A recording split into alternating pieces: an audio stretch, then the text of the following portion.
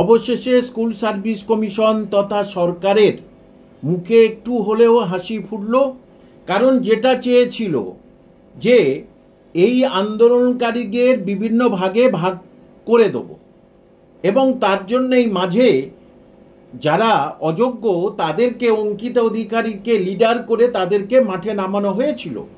এবং গত দুদিন ধরে কিন্তু সেই একই জিনিস চলছে আজও, যে যোগ্যরা তারা মাইক নিয়ে মাইকিং করছে, অন্যদিকে দেখা যাচ্ছে অযোগ্যরা তারাও মাইকিং শুরু করেছে, এবং এই দুজনের মধ্যে প্রথমে তর্কাতর্কি, তারপরে সেটা হাতাহাতির পর্যায়ে পৌঁছে গেল। এবং মুখ চিপে চিপে হাসছে রাজ্য সরকার তথা স্কুল সার্ভিস কমিশন যে তোমরা নিজেরাই ঠিক নেই, তাহলে আমরাও আপাতত ঠিক থাকবো না। অযোগ্যদের মুখের কথা কি, যেহেতু আমাদের কোনো লিস্ট দেননি, এবং অযোগ্যরা জানে যে তাদের কোনো লিস্ট দেবে না, যেটা আমি বারবারই বলেছি, যে তাই তারা জোর গলায় বলছে যে আমরা যে অযোগ্য তার প্রমাণ কই, তার প্রমাণ দিন। কারণ দেখা যাচ্ছে যে তাদের এই যে প্রমাণটা আরো বেশি মাথাচাড়া দিয়েছে। তার কারণ কি বলুন তো? কারণ হলো যে লাস্ট পর্যন্ত 15,403 জন যোগ্য বলে পরিগণিত হলো।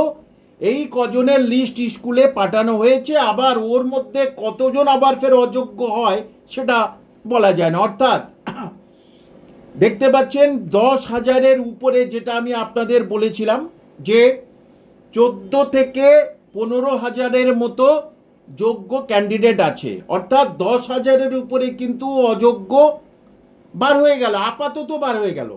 আবার পরে এটাকে বেড়ে যাবে কি যাবে না সেটা কেউ কিন্তু বলতে পারছে না। এইবারে আপনাদের কথা যে রাজ্য সরকার তাহলে এই যে পুরনো তাদের পরীক্ষা এবং নতুনদের তারা 2016 বা তার আগে থেকে অধীর আগ্রহে অপেক্ষা করে আছে, তাদের নিয়ে কি চিন্তা ভাবনা করছে সেটা আমি আগেই বলেছিলাম। যে প্রথম লাফালাফি শুরু করে দিয়েছিল যে দুরকম উপায়ে পরীক্ষা করবে, দুটো সিস্টেমে, সেই দুটো সিস্টেম পাঠানো হয়েছিল শিক্ষা দপ্তরে, কিন্তু সেটা একেবারে চুপ হয়ে গেছে। সেটা নিয়ে আর কোনো সাড়া শব্দ তাদের মধ্যে নেই। তার কারণ তারা জানে 3 তারিখটা যদি পার হয়ে যায়, 3রা মে অর্থাৎ 1 মাস হয়ে গেলে আর রিভিউ করতে পারবে না। এই 3রা মে হয়ে গেলে তাহলে তো আমার অনেক অযোগ্যকে তো আমি কিছুটা যদি যোগ্য করতে পারি, আর কিছু যোগ্যকে যদি আমি কিছুটা অযোগ্য করতে পারি, যেটা আপনারা বুঝে গেছেন যে 5,303 জন থেকে 6,236, তারপরে চলে আসলো একেবারে 10,000। মানে মুহূর্তের মধ্যে এতগুলো প্রার্থী তারা কোথায় ছিল, তারা এরকম হয়ে গেল। 8,000 হলো মাঝে, তারপরে আবার 10,000। অর্থাৎ এই যে খেলাটা রাজ্য সরকার বহুদিন ধরে খেলবে বলেছিল, কিন্তু কোর্টের চাপে পড়ে শেষ পর্যন্ত তারা এই খেলাটা তাদের পরিষ্কার অন্তরের চিত্রটা একেবারে আম জনতার কাছে পরিষ্কার হয়ে গেল। এবং অযোগ্যরা বেশি এখন লাফালাফি শুরু করেছে যে তাহলে আমরা কেন বিদ্যালয়ে যাব না। এর আগে আমি আপনাদের বলেছিলাম অযোগ্যদের হয়ে একজন উকিল, সে কিন্তু মানে রিভিউ পিটিশন করবে বলে রেডি আছে। অর্থাৎ অযোগ্যরা সেখানে যদি বলে যে কোনো রকমের ওই মার্কশিট নেই, কোনো কিছু নেই, তাহলে আমরা অযোগ্য কিভাবে হলাম, এবং আমাদের এখনো তো অযোগ্য বলে পরিগণিত করেনি।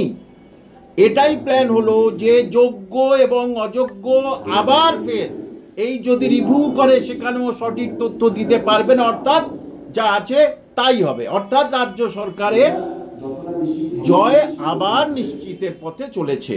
তারা জানে এই যে প্রায় 26,000-এর মতো মাইনে মধ্যে আমার তো প্রায় 15,000-এর মাইনে দিতে হবে, বাদ বাকি তো মাইনে আমি দেবো না, তাহলে এই মাইনেটা আমার বেঁচে গেল। এখন মাননীয় মুখ্যমন্ত্রী তো ফের গতকাল বললেন, আজকেরও বললেন যে আমার হাতে মোটামুটি 1 লাখ আছে, গ্রুপ সিটি টিচার ইত্যাদি করে আমার হাতে 1 মাস আছে, 1 লাখ আছে পুলিশ মিলে। তাহলে নিয়ম অনুযায়ী 2016 থেকে যদি আমি ধরি, প্রতি বছর আমি বামফ্রন্টের হিসেব বলছি, তখন স্কুলের সংখ্যা কম ছিল, তখন কিন্তু কম করে প্রতি বছর 10,000, একবার 8,000 হয়েছিল, কিন্তু গড়ে 12,000 ছিল। তাহলে এই যে 10 বছর আপনারা ধরুন, তাহলে 1 লাখ অলরেডি শূন্যপদ হয়ে আছে, কিন্তু সেটা না দিয়ে কত দেয় সেটা দেখার ব্যাপার। এই জন্য আপনাদের বললাম, আপনারা অনেক ধৈর্য ধরেছেন, আর একটু ধৈর্য ধরুন। 3রা মের পরে কিন্তু যা হোক একটা বলে দেবে যে এইবারে কিন্তু আমি বিজ্ঞপ্তি দেবো, ফর্ম ফিল আপ হবে, কারণ 31শে মের মধ্যে জানাতে হবে কোর্টকে, না হলে কিন্তু চরম পানিশমেন্ট খেয়ে যাবে। আর তখনই আপনারা বুঝতে পারবেন। এবং এই ভিডিও যারা দেখছেন তারা অনেকেই এখানে রেগুলার প্রায় 25 থেকে 30টা করে ফোন আসছে, কম করে আর কি, এর বেশিও আসছে, যে কবে থেকে শুরু করবেন। দেখুন, আগে আপনারা বিজ্ঞাপনটা দেখুন এবং দেখুন কোন পদ্ধতি করছে সেটা দেখুন, তারপরেই আপনারা প্রস্তুতি নেবেন। কারণ আপনারা একেবারে ক্ষুধার্ত বাঘের মতো হয়ে আছেন, আপনাদের প্রস্তুতির কাছে কিন্তু কেউ পারবে না। বেকারত্বের জ্বালা কি সেটা আপনারা এই বছরে ভালো করে বুঝে গেছেন, কে শত্রু কে বন্ধু, কে আত্মীয়, মুখ বেঁকিয়েছে চোখ বেঁকিয়েছে পাড়া প্রতিবেশী, সেটা আপনারা বুঝে গেছেন আপনাদের প্রতি কতটা ঘৃণ্য মনোভাব করে। সুতরাং আরেকটু অপেক্ষা করুন, জানতে পারবেন।